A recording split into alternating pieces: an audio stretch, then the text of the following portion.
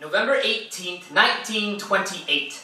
Mickey Mouse made his first appearance on screens across America as Steamboat Willie. Before Disneyland, before his name became incorporated with all things nostalgic and fun, he drove a dilapidated bunker down the Mississippi River as two big smokestacks towered behind him and steam whistles began to pump out fairy tales for children around the world. 5 months later, April 5th, 1929, my nonna, Rina Scarpetti, was born to the farm life. The smokestack behind her was a chimney in a quaint Italian town, and her fairy tale would begin with the whistling of a kettle.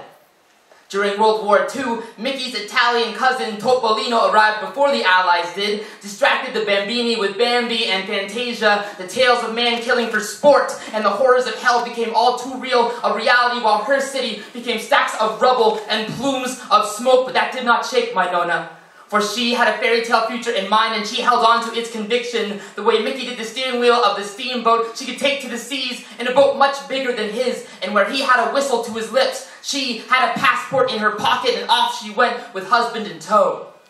She raised 3 kids in this new Canadian wonderland, went from rags to Cinderella with every blanket and pair of mittens she'd knit for the children in town. Disney, I know that you have a lot in the works right now with all these live-action remakes, but I can't help but notice that the mouse has lost some steam.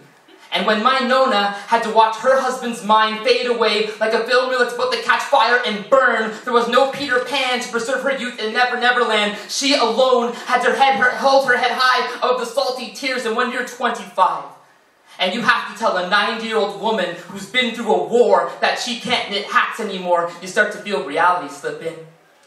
As if you're watching Mickey go to reach that whistle and watch him struggle with what made him him. She fumbles with the knitting needles now. But you didn't have to worry about that with Mickey, did you?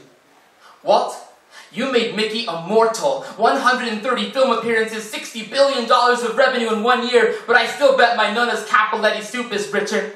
The legacy of her gardening gloves, picking fresh tomatoes and potatoes, always tamed hunger's roar whenever the feast was laid. You didn't have to be blood to be considered family. Just look at Timon and Pumbaa. And if my nonna can survive World War II, she can sit through Cinderella too. And as much as I want to hold on to her forever, have her memories remastered back into real-time masterpieces, I can't. Mickey's blind joy is just a mousetrap. Walt Disney's been dead for over 50 years. Only the joy he inspired in others lives on. I want the same for my nonna. I want her recipes to live on in me. The kindness and the resilience that she knitted into the threads of my blanket, because my nonna is Mickey's fairy godmother, and mine too. Yeah.